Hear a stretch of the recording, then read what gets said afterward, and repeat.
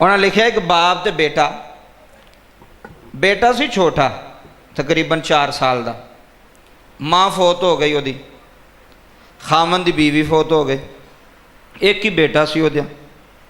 रिश्तेदार ने सारे माल बड़ा सी वो, पैसा बड़ा सी, रिश्तेदार ने सारे ने मशवरा किया भी यदि शादी होर, मसा वो भी जवान सी, एक ही पुत्र सी, तो 5 साल उम्र हो तो कितनी होनी बाप की उम्र, वो भी जवान सी।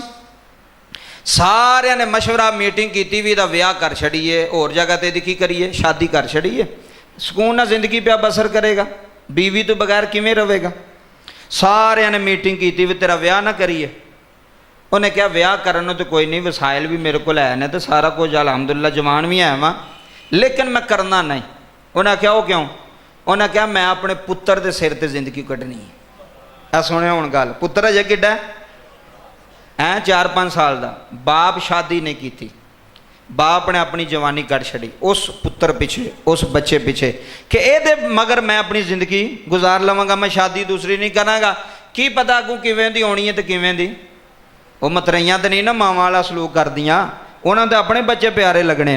लो जी हुण तवज्जो फरमा जी, ओ बच्चा जवान हो गया, जो बच्चा जवान होया ना जनाब, बच्चे की उन्हें शादी की, बच्चे की शादी करके उन्हें समझा भी हुण मेरा पुत्र मेरा कारोबार संभालन जोगा, एवं तवज्जो करे सुनियो गल, संभालन जोगा हो गया। उन्हें अपना दफ्तर अपने पुत्र को दे छड़िया भी तू काम शम कर, हुण मैं तो इन्ने जोगा नहीं तो मैं घर रवांगा। उन्हें कहा ठीक है। हुण पुत्र ने ना वो बाप दे दफ्तर च आउणा जाना, काम शम करना, बनया बनाया काम लभ गया पुत्र, कदी घर आना, कदी लेट होना, कदी टाइम नाल आउणा। एक दिन ना दोपहर का टाइम सी, पुत्र आ गया अचानक, दस्तरखान लगा होया, मेज़ लगा होया खाने का, तवज्जो करे। हुण पुत्र भी बैठा सी, बाप ने पूछया भाई अपनी नूह नूं भी, पुत्र दही है ही की, दही है ही दोपहरी? उन्हें कहा नहीं अब्बा जी दही तो कोई नहीं, दही तो मुक गया। प्यो ने रोटी खा ली, हुण उन्होंने दोवां जियां ने ये नहीं सी खाधी, बुढ़ी तो बंदे ने मियाँ बीवी ने ये रोटी नहीं सी खाधी। बाप रोटी खा के बाहर निकल गया चहल कदमी वास्ते। बाद में उन्हें अपने खामन की रोटी लाई, तो जो रोटी लाई ना तो एक डूंगे विच ना दही पिया सी, वो मगरों लैके आई, डूंगे च दही लैके आई। उन्हें आख्या, वो बंदे ने उन्हें कहा भी ये की? उन्हें कहा जी दही है तो तुहाडे वास्ते रखिया सी। उन्हें कहा मेरे बाप ने हुण तैनूं पुछया भी दही है तो तू इनकार कर दिता भी कोई नहीं, नहीं जी मैं तुहाडे वास्ते रखिया सी। उन्हें कहा अच्छा ठीक है। तवज्जो करे, उन्हें अपने बाप को बुलाया, अपने बाप को बुला के मेज़ से बिठाया। आ गल जरा तवज्जो नाल सुनो। उन्हें कहा अब्बा जी गल सुनो, तुसां मेरे पिछे अपनी जिंदगी कढ़ी है, यह छोटी कुर्बानी नहीं, मेरे पिछे तुसां अपनी जवानी कुर्बान कर छड़ी, अपना पैसा कारोबार वो भी मैनू दे छड़िया। अब्बा जी तुसी इंज करो, ए सारे घर दे मालक तुसी हो, तो सुबह तुसां अदालत में आना है तो मैं तुहाडी शादी करवानी है। मैं की करनी है? उन्हें कहा पुत्र मैं करनी होंदी तो जवानी में कर लैनी सी, हुण तू मेरी शादी क्यों करवानी? उन्हें कहा अब्बा जी तुहाडे दही का बंदोबस्त करना है। यह गल हर बंदे नहीं समझ आनी, जरा बरीकी ना समझोगे तो फिर पता। जिहड़ी बीवी होंदी है उन्होंने फिक्र होंदी है अपने खावन की, पुत्र तो अपने अपनी बुढ़ियां लैके कमरियां च वड़ जांदियां, उन्होंने भी पता होंदा भी इन्हें चाह पीनी है कि नहीं पीनी। वो बाद चों फिर भावें धुप्प भी हो आंदी मैं चाह बना के लियाउणी, मैं तुहाडे वास्ते खाना, क्योंकि नूह में नूह नूं की लगे, सोहरा भावें खांदा तो भावें नहीं खांदा, उहदे सिर ते की आ।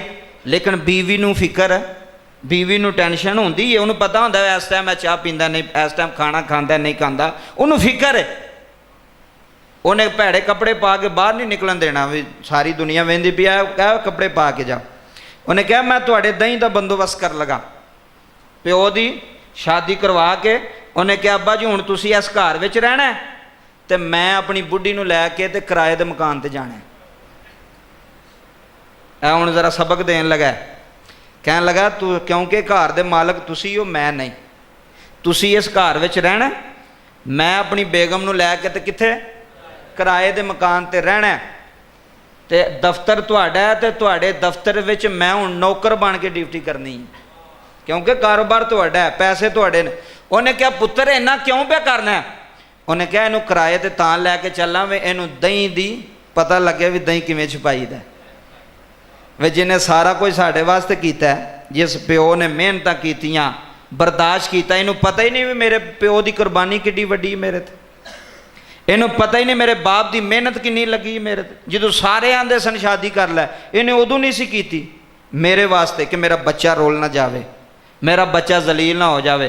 हुण मैं अपनी बुढ़ी नूं किराए ते लैके जावांगा, उत्थे खज्जल होवे, उत्थे जलील होवे, उत्थे रुसवा होवे, ते इनू पता लगे भी जिस प्यो दे मकान विच फ्री रहने सा उस अब्बे दी शान की है, जिहदे कोल तू दही छुपाया उस बाबे दी शान की है। तू 200 का दही छुपा के तो तू बड़ा मारका मारनी भी, करोड़ों के घर विच भी रहनी है, ते तेरा बंदा जिहदे कारोबार पे करदा ऐसे प्यो का कारोबार है जिहदी वजह तू आ रहा है। बीवी नूं गल समझ विच आ गई भी मेरी गलती है।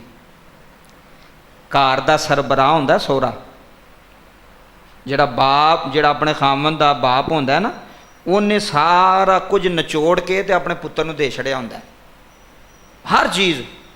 आ मकान ने एडे एडे वड्डे तुसीं वेंदे पिओ, ये किन्ने ने बाद चों सामभणे ने दसो, पुत्तरां ने सामभणे ना, मैं तो नहीं सामने या किसी बाहरों तो नहीं आके सामने।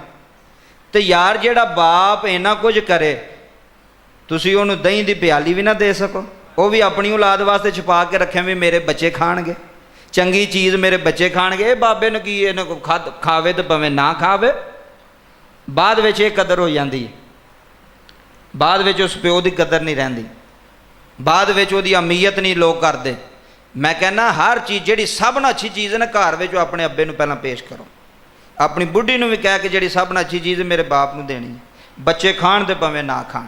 क्योंकि इस बाप की वजह तो अज असीं किराया ते खज्जल नहीं पिआउंदे। अल्लाह की इज्जत की कसम है, बहुत वड्डा अजाब है किराए के मकान च रहना। मैं इस चीज़ नूं समझना, तजर्बेशुदा चीज़ तुहानूं दसना पै, किसी के मकान च रहना बहुत वड्डा अजाब है। अजमा के वेख लियो, अपना मकान बहुत वड्डी दौलत है, भावें छोटा ही तो भावें जिस तरह का मर्ज, बहुत वड्डी। तैनूं किसी ने आ गया नहीं कहना चल छुट्टी कर, चल निकल जा, असीं होर बंदा रखना है, या 2000 रुपया किराया वध हो गई वो देना ही तो ठीक है, नहीं तो बोरी बिस्तरा चुक। यह चीज़ां ने उन्हें कहा मेरे बाप जिहड़े जिन्हां मकानां 'च तुसीं रह रहे हो ना, तुहाडे बाप की मलकीयत है, उन्हें तुहानूं किराया तो खज्जल नहीं होण दिता। उस प्यो की मलकीयत उहदे मकान विच पे रहिंदे, भावें 2 मरले का भावें 4 मरले का। अगली बात सुनिया जी,